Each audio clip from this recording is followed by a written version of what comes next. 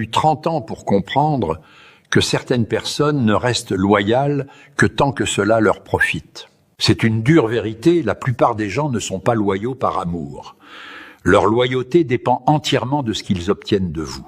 Au moment où vous arrêtez de leur donner ce qu'ils veulent, leur loyauté disparaît. Et juste après ça, eux aussi, écoutez attentivement.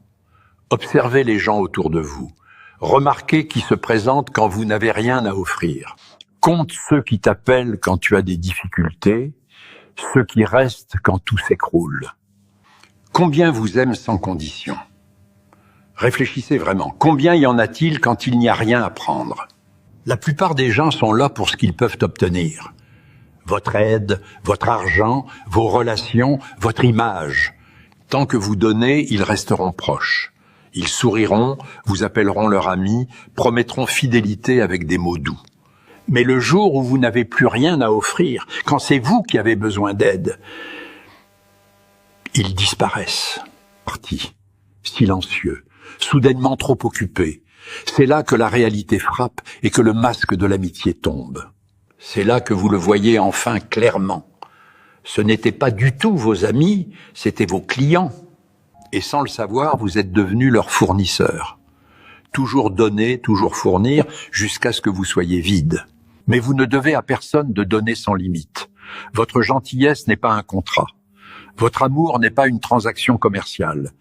Alors arrêtez de vous épuiser pour des gens qui ne restent que quand ça les arrange. Laissez-les s'en aller.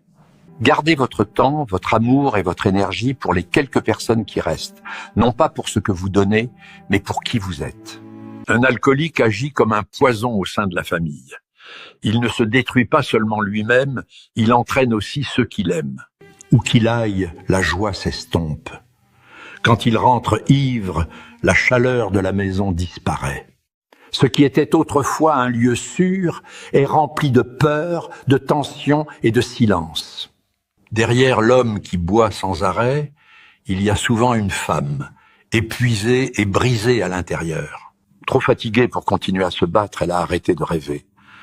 Sa vie est devenue le fardeau de porter un partenaire qui éteint sa lumière. À chaque verre, un peu plus de son espoir disparaît. Et puis il y a les enfants qui veulent parler, s'ouvrir, sentir un câlin, mais qui ne peuvent plus. Leur père est là encore, mais son âme s'est noyée dans chaque verre qu'il a vidé. Un alcoolique ne détruit pas seulement sa santé. Il empoisonne les rêves et étouffe l'espoir. Il laisse derrière lui des cicatrices invisibles qui ne cessent jamais de faire mal. Et le plus cruel, c'est que la famille, malgré tout, reste, attend toujours, espère toujours qu'il changera. Chaque fois que vous élevez la voix contre votre enfant, quelque chose se brise en lui. Ces fissures sont invisibles, mais elles sont réelles, au fond de leur cœur. Ne criez pas, n'humiliez pas, ne leur faites pas peur. Votre voix doit être leur refuge, pas une source de douleur. Un enfant n'a pas besoin qu'on lui crie dessus pour comprendre. Il a besoin de votre douceur, de vos yeux, de vos bras. Un enfant ne grandit pas sous les cris. Il apprend seulement à avoir peur. Et un enfant qui grandit dans la peur finit par s'éloigner. Il cache ses sentiments et sombre dans la tristesse. Voulez-vous vraiment que leur souvenir de vous soit un cri? Respirez. Adoucissez votre ton. Mettez-vous à genoux, regardez-les dans les yeux et parlez avec bienveillance. Chaque parole que vous semez devient leur voix intérieure pour toujours. Celui qui crie perd toujours. La vraie force n'est pas dans le bruit, mais dans la maîtrise de soi. Votre colère ne les fera pas obéir. Elle ne fait que les réduire au silence. Et un enfant silencieux n'est pas un enfant heureux. Excusez-vous quand vous avez crié. Ce n'est pas une faiblesse, c'est une guérison. L'amour parle plus fort que la colère. Ne laissez jamais personne venir habiter chez vous. Ni votre famille, ni vos amis, ni même les gens que vous connaissez bien. Ça commence toujours de bonne humeur, mais ça finit inévitablement mal. Au début, tout semble facile et chaleureux. On partage des histoires, des repas, des rires. Tout semble inoffensif, jusqu'à ce que petit à petit, quelque chose change. Les frontières s'estompent, les habitudes s'entrechoquent et les malentendus commencent à se développer. Bientôt, la tension se manifeste par de petites disputes, des silences pesants, une irritation cachée. Ce manque d'espace commence à peser sur vous plus que vous ne le pensez. Les gens n'apprécient pas ce qu'ils obtiennent gratuitement. Ils le considèrent comme acquis. Et c'est là que votre paix est la première chose à disparaître. Aidez quand vous le pouvez, mais ailleurs. Donnez votre temps, pas votre toit. Votre maison est votre sanctuaire. Gardez-la attentivement pour protéger votre paix. Ceux qui parlent mal de vous gardent 3 choses dans leur cœur. Premièrement, ils aimeraient être comme vous. Deuxièmement, ils aimeraient avoir ce que vous avez. Troisièmement, ils aimeraient faire ce que vous faites. Alors ne vous fâchez pas contre les gens qui vous critiquent. Au fond, ils vous admirent. Ils suivent votre vie de près. Ils font attention à la moindre chose que vous faites. Personne ne critique quelqu'un qui reste immobile ou invisible. On ne mentionne que ceux qui progressent, qui se démarquent, qui prennent des risques. C'est une vérité simple, mais puissante. Regardez autour de vous, ceux qui parlent le plus de vous sont ceux qui vous surveillent le plus attentivement. Ils connaissent vos plans mieux que vos amis. Ils remarquent vos changements avant tout le monde. Ils étudient vos succès. Pourquoi ? Parce qu'au fond d'eux, ils rêvent d'être à votre place, mais n'osent pas l'admettre. Au lieu de construire leur propre chemin, ils perdent leur temps à essayer de détruire le vôtre avec leurs paroles et leurs jugements. Et vous vous lassez de vous défendre, d'expliquer, d'essayer de prouver votre valeur. Arrêtez. Vous n'avez pas besoin de le faire. Vous n'avez pas à prouver ou à expliquer quoi que ce soit. Continuez simplement d'avancer. Continuez de briller. Continuez de construire votre chemin. Toute critique est la preuve que vous faites quelque chose de bien, quelque chose qui les dérange, quelque chose qu'ils souhaitent faire. Alors souriez. Remerciez-les dans votre esprit. Ils vous font de la publicité gratuite. Ils parlent de vous quand vous n'êtes pas là. Ils pensent à vous alors qu'ils devraient penser à eux-mêmes. C'est ça le vrai pouvoir. Vivre dans leur esprit sans payer de loyer. Alors laissez-les parler. Continuez simplement. Continuez à briller. Continuez à créer et laissez leurs mots alimenter votre force. À 40 ans, vous devriez avoir compris quelque chose. Premièrement, ne jamais retourner vers quelqu'un qui vous a trahi. Le respect de soi vaut plus que la compagnie. Deuxièmement, prenez soin de votre corps et de votre esprit. Une bonne vieillesse commence maintenant. Mangez bien. Restez actif. Troisièmement, habillez-vous avec dignité. Votre look reflète la confiance et l'estime de soi. Il ouvre des portes invisibles. Quatrièmement, construisez votre richesse. L'argent n'est pas tout, mais sans lui, la vie est dure. Utilisez votre force maintenant pour économiser et grandir. À 40 ans, il n'y a plus de temps pour les erreurs de jeunesse. Pas de fausses promesses.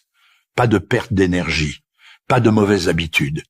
C'est maintenant qu'il faut prendre au sérieux votre santé, votre argent et vos relations. Dans 20 ans, vous récolterez ce que vous semez aujourd'hui. Alors plantez sagement, choisissez sagement, investissez sagement. Investissez toujours en vous d'abord. À 40 ans, vous ne recommencez pas, vous perfectionnez la vie que vous avez construite. Le jour où ma fille a eu honte de moi devant son patron. Je m'appelle Fatima, j'ai 64 ans. J'ai passé toute ma vie à faire le ménage. C'était un travail difficile mais honnête. Grâce à cela, ma fille a pu étudier, obtenir ses diplômes et maintenant elle occupe un poste élevé dans une entreprise de luxe à Casablanca. Je me souviens encore parfaitement de ce jour-là. Elle avait promis que nous déjeunerions ensemble. Puisque j'étais déjà en ville pour un rendez-vous médical, j'ai mis mon plus beau foulard. Quand je suis arrivée au restaurant, je l'ai vue assise avec un homme bien habillé. Dès qu'elle m'a vue, j'ai fait signe de la main avec un grand sourire. Mais son regard, un regard que je n'avais jamais vu auparavant, elle s'est levée rapidement et m'a chuchoté à l'oreille. « Maman, pas maintenant, je suis avec mon patron. Fais comme si tu passais juste par là. » Je suis restée figée. Elle ne m'a pas présentée comme sa mère, Monsieur, c'est quelqu'un que je connais du quartier. J'ai forcé un sourire gêné, j'ai dit bonjour, et je suis partie seule quelques minutes plus tard. Les larmes me sont venues aux yeux avant même que je trouve un taxi. Elle avait honte. Honte de la femme qui s'est épuisée pour pouvoir parler 3 langues. Honte à celle qui lavait le linge des autres pour pouvoir porter des costumes élégants. Ce jour-là, une partie de mon cœur s'est brisée. Depuis, même sa réussite a un goût amer pour moi. Quand tu commences à gagner de l'argent, donne toujours quelque chose à ta mère. Peu importe la quantité. Elle l'acceptera avec amour, simplement parce que cela vient de vous. N'oubliez jamais qu'elle vous a tout donné, sans jamais rien garder pour elle-même. Même quand elle n'avait presque rien, elle trouvait toujours le moyen de donner. Quand vous partagez avec votre mère ce que la vie vous donne, de nouvelles portes s'ouvrent devant vous. La vie bénit toujours ceux qui honorent et prennent soin de leur mère par des actions concrètes, pas seulement de jolies paroles.